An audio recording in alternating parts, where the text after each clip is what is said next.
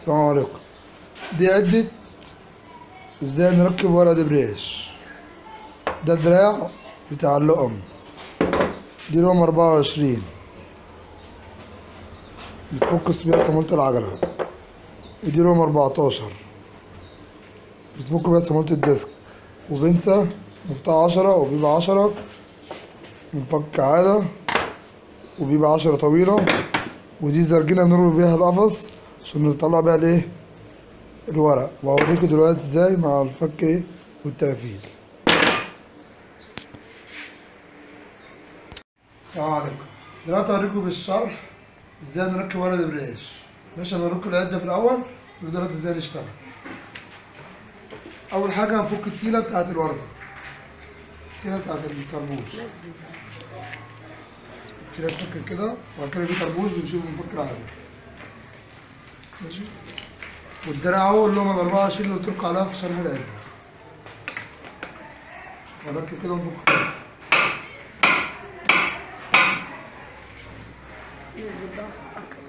كده بقى. نرفع العجله كده عادي، نحطها على جنب، نحط عليها الصامولة، يجي لوش الزيت في 3 مسامير 10، 1 2 3 جوه اهو.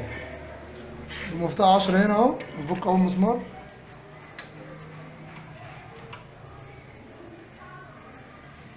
نفك المسمار التاني،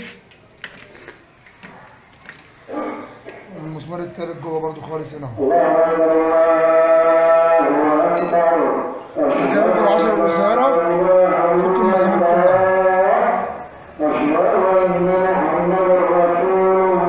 المسمار اللي نفكه نحط هنا.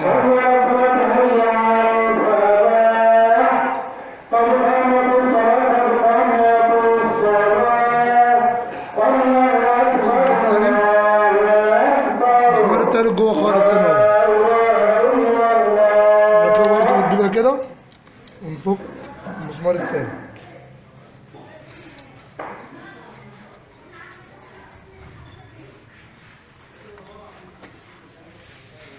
بعد كده نرفع وش الزيت ونخلي بالنا من ايه؟ من النحاسة. هنخلي بالنا من ايه؟ من النحاسة. تبقى راكبة فين؟ جوه هنا في وش الزيت هنا اهي.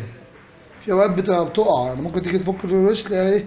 وقعت هنا كده، وقعت هنا عند الديسك، هتضطر تشيلها كده وتخلي بالك ايه؟ عشان متقعش جوه الموتور. بعد ما تفك الوش وتطلعه بتلاقي طبق راكب على القفص، بتفك كده بمفك قلب السيجار وترفعه كده يطلع معاك. هتلاقي جوه صامولة 14 باللومة ال 14 هتفكها، تحط مفك في قلب الديسك من هنا عشان ايه؟ يقدر معانا بفك مع ايه؟ ما يلفش الديسك كله معايا.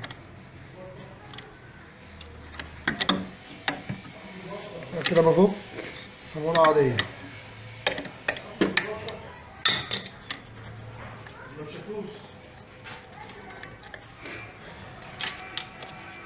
وبعد كده برفع الديسك زي كده.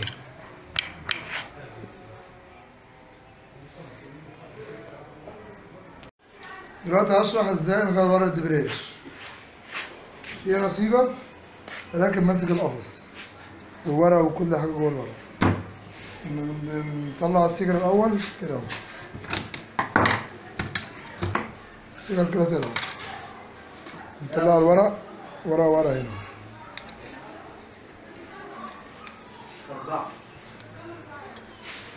ثلاث ورقات وورقتين حديد.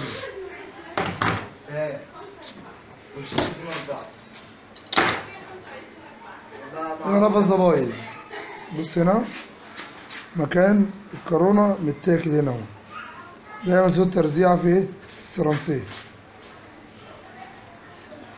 ده القفص الجديد،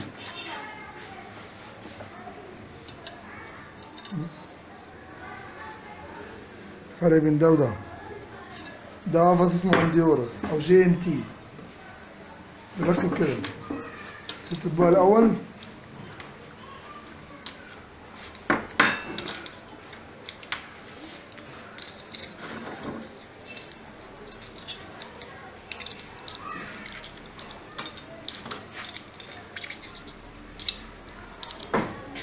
بعد كده 6 سوست. ال 200 بيفرق عن ال 150، بيبقى 7 اطباق و7 سوست. ال 150 6 سوست.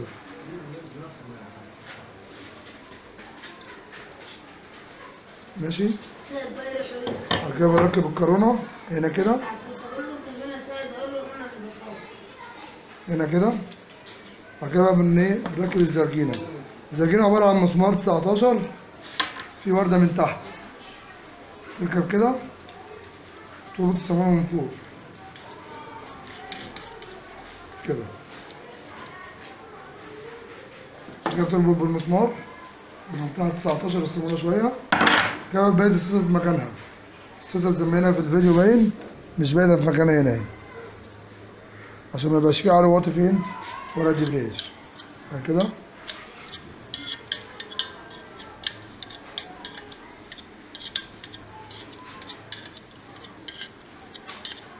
بعد ما اتاكد ان في السوسه كلها باتت في مكانها بربط المسمار للاخر كده.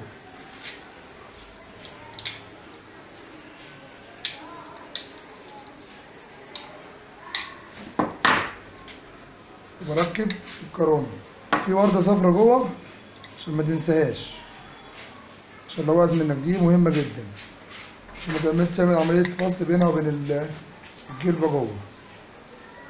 بعد كده بركب ورقة دبرياج تاني لو سليم زي كده، ورقة دبرياج كده هنا اهو. بعد كده ورقة حديد واحدة وواحدة.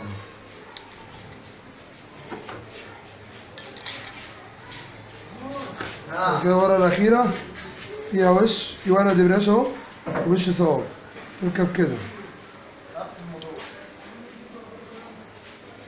بعد كده آخر حاجة بركب السيجر، بفتحه شوية كده عشان يقفل معايا ايه كويس.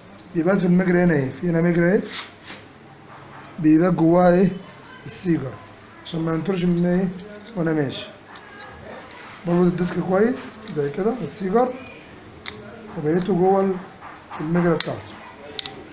بعد كده بتأكد بالمفك ان هو شغال، بتأكد من ان هو ايه شغال كده، ركب مكانه كده صح، بخبطه خط كده بتأكد ان هو ايه بيلف كويس كده. ركبنا ورقة دبرياج في مكانه. بعد كده بفك المسمار تاني كده، بشيل المسمار خالص من مكانه. ده مسمار 19 عادي، نجيب وردة كبيرة من تحت عشان خاطر هنا تبقى ايه ما يسقطش هنا. نجيب وردة كبيرة عشان الورقة تبقى ايه جاية هنا كويس، ما تخبطش فين في مكان هوريك برضه حضرتك. تركب كده ماشي.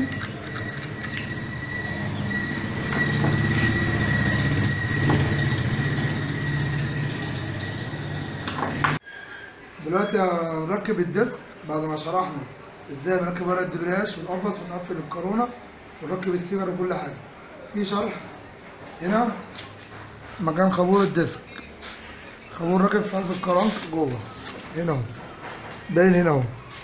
احنا بنركب بنخلي وش الخابور لفوق عشان خاطر لو انا بركب والخابور مركبش وقع من ورا ما ينزلش فين في قلب الموتور من جوه. ماشي. هنا مكان فتحة ايه على الخابور بالظبط زي كده. الديسك بيبات، بتأكد ان هو بات كده. الديسك بات، بجيب الصامولة والوردة بتوع الديسك،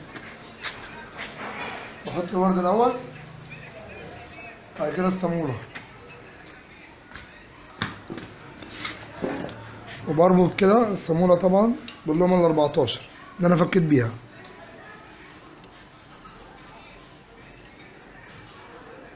واحنا بنفك كنا حاطين مفك من هنا، واحنا بنربط بقى نحط عكس.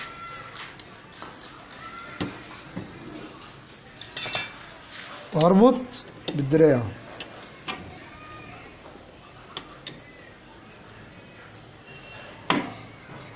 اهم حاجه الرباط يبقى كويس جدا عشان خاطر لو الديسك سايب بيعمل صوت ترزيع برضه في السرنسير. بعد ما ربطت الصامولة واتأكدت انها مربوطة كويس جامد بركب الطبق. بيركب كده طبعا من هنا غير هنا اهو. بركب كده السيجار بيخش هنا تحت الديسك، بين القفص في هنا اهي حته فاضيه هنا كده، ندخل فيها السيجار والطبق بيخش. بعد كده بضغط بمفك عادي هنا من تحت والطبق بيبات، بتأكد اللي هو بايت عشان ده لو سايب بيعمل صوت بيمنع مع الدبرياج. بعد كده بجيب شحم واحط هنا مكان الايه النحاسة. والنحاسة طريقة تركيبها كده هنا بتركب في الغراب، وانضف كويس مكان وش الزيت عشان خاطر ما ما يكونش فيه رايش تحت او اي رواسب تخلي الوش ما يباتش ويجيب زيت بعد كده.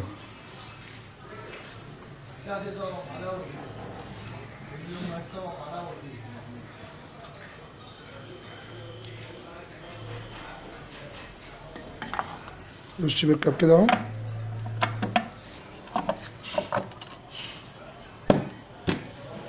كده بربط 3 مسامير تاني.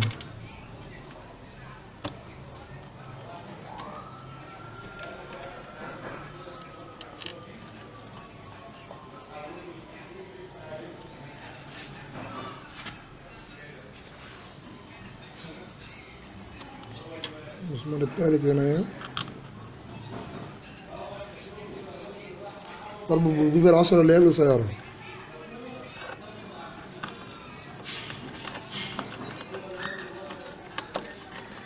مبربطش مسمار واحد مرة واحدة جامد، لازم اربط ال3 مع بعض عشان خاطر الوش ما يربطش من ناحيتين، يبقى مفتوح من الناحية التانية.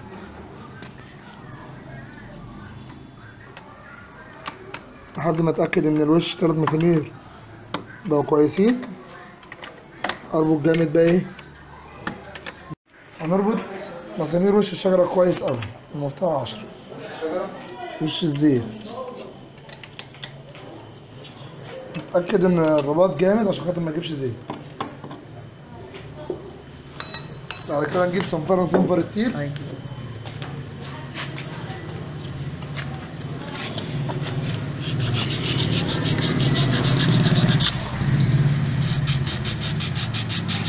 عشان لو جه عليه زيت او اي حاجة يبقى ما يخليش الفرامل تخف معانا.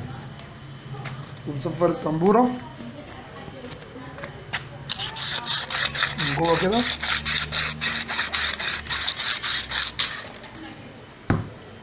كده اركب العجلة،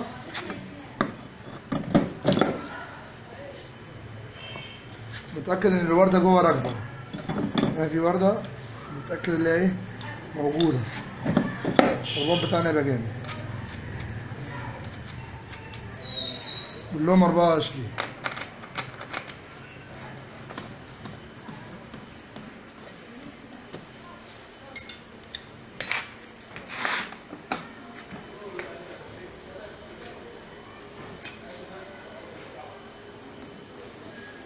اركب الطربوش.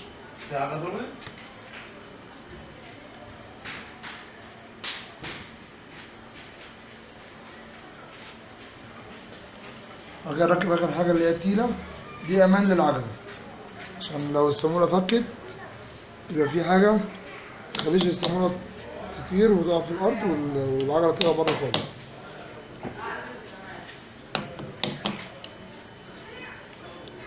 بعد كده نعدل المكنه طبعا، وبكده بقى نكون ركبنا ورق الدبرياج وندور المكنه ان شاء الله خير. السلام عليكم. دوس هنا.